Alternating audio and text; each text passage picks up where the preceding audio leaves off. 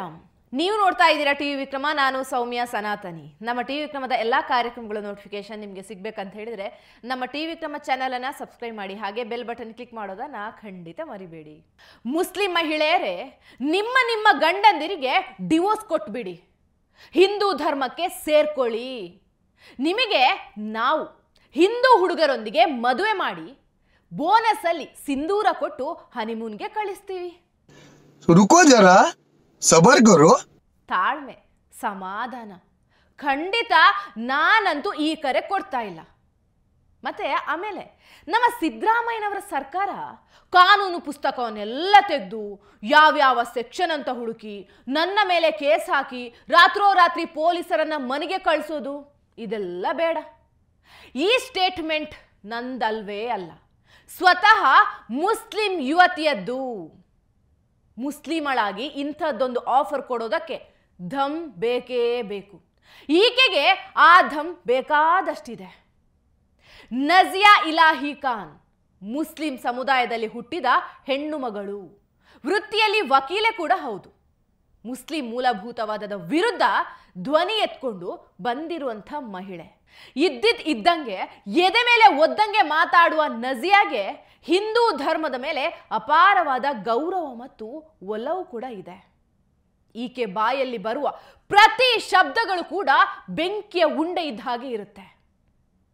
ಈಕೆ ಬೆಳಗಾವಿಯಲ್ಲಿ ಆಡಿದಂಥ ಭಾಷಣ ಬೆಂಕಿಯಲ್ಲ, ಜ್ವಾಲಾಮುಖಿಯನ್ನೇ ಸ್ಫೋಟಿಸಿದೆ.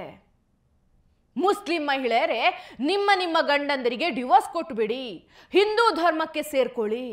ನಿಮಗೆ ನಾವು ಹಿಂದೂ ಹುಡುಗರೊಂದಿಗೆ ಮದುವೆ ಮಾಡಿ ಬೋನಸ್ ಅಲ್ಲಿ ಸಿಂಧೂರ ಕೊಟ್ಟು ಹನಿಮೂನ್ಗೆ ಕಳಿಸ್ತೀವಿ. ನಿಮಗೆ 7 ಜನ್ಮ ಸಾಥ್ ನೀಡುವಂಥ ಗಂಡ ಬೇಕು, ಮಸೀದಿಯಲ್ಲಿ ಅತ್ಯಾಚಾರ ಮಾಡುವಂಥ ಗಂಡ ಬೇಕು, ಎಲ್ಲೆಂದ್ರಲ್ಲಿ ಲುಂಗಿ ಎತ್ತಿ ತೈಮೂರ್ನನ್ನ ಹುಟ್ಟಿಸೋದಿಲ್ಲ. ಅಬ್ಬಬ್ಬಾ, ಆ ಭಾಷಣ ಕೇಳಿಸ್ಕೊಳ್ಳಿ ಒಮ್ಮೆ.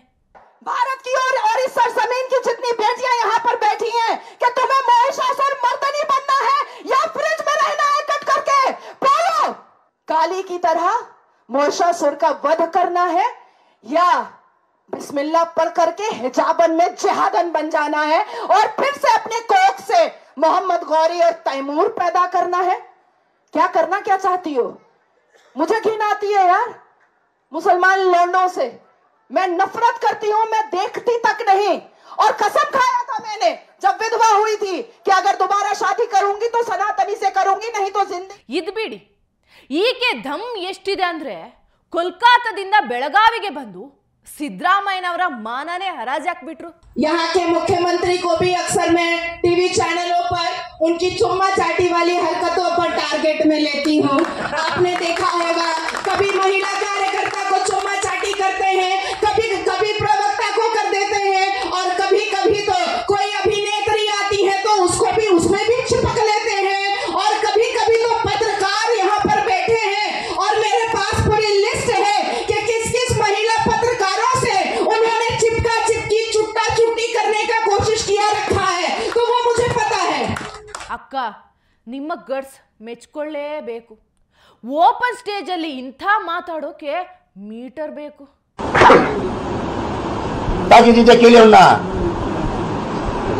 ಮೀಟರ್ ಬೇಕು, ಮೀಟರ್. ಅಷ್ಟಕ್ಕೂ ಯಾರು ಈ ನಜಿಯಾ ಇಲಾಹಿ ಖಾನ್? ಆಗ್ಲೇ ಹೇಳ್ದಾಗೆ ಇವರು ವಕೀಲೆ, ಸುಪ್ರೀಂ ಕೋರ್ಟ್ನ ಖ್ಯಾತ ವಕೀಲೆ. ತನ್ನದೇ ಲೀಗಲ್ ಫರ್ಮ್ ನಡೆಸ್ತಾ ಇದ್ದಾರೆ.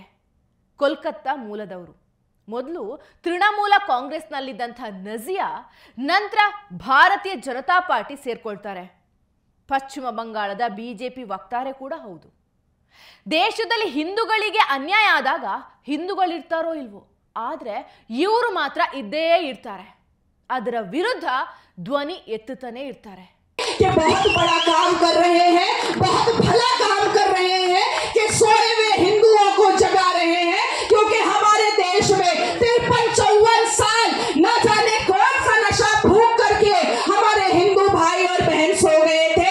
लेकिन जैसे जैसे भगवान राम का नारा गूंजता रहा, वैसे वैसे हिंदू जागते रहे. जैसे जैसे सनातन धर्म से योद्धा जादव जी जैसा निकलता रहा, वैसे वैसे हिंदू जागते गए और लाखों करोड़ों वर्षों की तपस्या पूरी हुई और भगवान राम लल्ला प्रतिष्ठा हो पाया, हम अपनी आंखों से देख पाए। तब अगर हिंदू एक हो जाता तो कभी भी इतना इंतजार ना करना पड़ता। अभी भाई साहब कह रहे थे कि जो होता है अल्लाह की मर्जी से होता है। अब इसको मैं विस्तार में बताऊंगी, अरबी भाषा के साथ बताऊंगी, अल कुरान के साथ बताऊंगी, लेकर आई हूं आपके लिए। आज टटोलूंगी भी, तोलूंगी भी, मोलूंगी भी और बोलूंगी भी। मुसलमान हिंदुओं को काफिर बोलता है अल्लाह की मर्जी से। मुसलमान 6 साल की बच्ची में औरत ढूंढता है अल्लाह की मर्जी से। मुसलमान चांद शादी करता है अल्लाह की मर्जी से। मुसलमान अपनी अम्मा को भी गालियां परोसता है अल्लाह की मर्जी से। मुसलमान जंगे बदर और जंगे करबला करता है अल्लाह की मर्जी से। तो फिर मुसलमान मस्जिद में जो बलात्कार करता है वो भी तो अल्लाह की मर्जी से ही करता है ना। तो फिर मुसलमान मजार के अंदर जो बलात्कार करता है वो भी तो अल्लाह की मर्जी से ही करता है ना। तो फिर मुसलमान क्रिश्चियन और हिंदू लड़कियों को नोच नोच करके गाड़ी में भर कर करके जो बलात्कार करता है वो भी अल्लाह की मर्जी से ही करता है ना।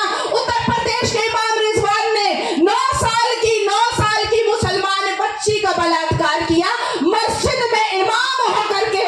वाह रे अल्लाह और वाह रे तेरा करिश्मा, क्या मस्जिद अल्लाह के घर में अल्लाह की मर्जी से बेटी की आबरू जो है वो तार तार हो रही है। अल्लाह की मर्जी से उठाओ तलवार और पहनाओ सलवार, अल्लाह की मर्जी से उठाओ तलवार और उतारो सलवार। वाह रे अल्लाह तेरे कुदरत, वाह रे अल्लाह। अल्लाह की मर्जी का ये था ಡೆಫಿನೇಷನ್। ಪಶ್ಚಿಮ ಬಂಗಾಳದಲ್ಲಿ ಹಿಂದೂಗಳ ಪರವಾಗಿ ಸಾಕಷ್ಟು ಬಾರಿ ಮಾತಾಡಿದ್ದಾರೆ, ಪ್ರವಾದಿ ವಿರುದ್ಧ ಧ್ವನಿ ಎತ್ತಿದ್ದಾರೆ. ಅದೇ ಕಾರಣಕ್ಕೆ ಸುಮಾರು ಸಲ ಜೈಲಿಗೂ ಹೋಗಿ ಬಂದಿದ್ದಾರೆ.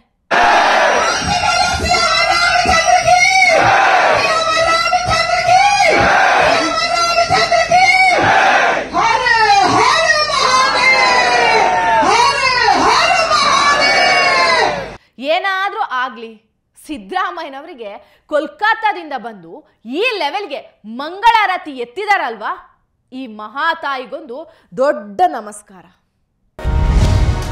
ಟಿವಿ ವಿಕ್ರಮ, ದೇಶ ನಿಮ್ಮ ಕೈಯಲ್ಲಿ. ಈ ಕಾರ್ಯಕ್ರಮ ನಿಮಗೆ ಇಷ್ಟ ಆಗಿದ್ದಲ್ಲಿ ಲೈಕ್, ಶೇರ್ ಹಾಗೂ ಕಮೆಂಟ್ ಮಾಡಿ. ಟಿವಿ ವಿಕ್ರಮದ ಕಾರ್ಯಕ್ರಮಗಳನ್ನು ನಿರಂತರವಾಗಿ ವೀಕ್ಷಿಸಲು ಸಬ್ಸ್ಕ್ರೈಬ್ ಮಾಡಿ, ಬೆಲ್ ಐಕನ್ ಒತ್ತಿ.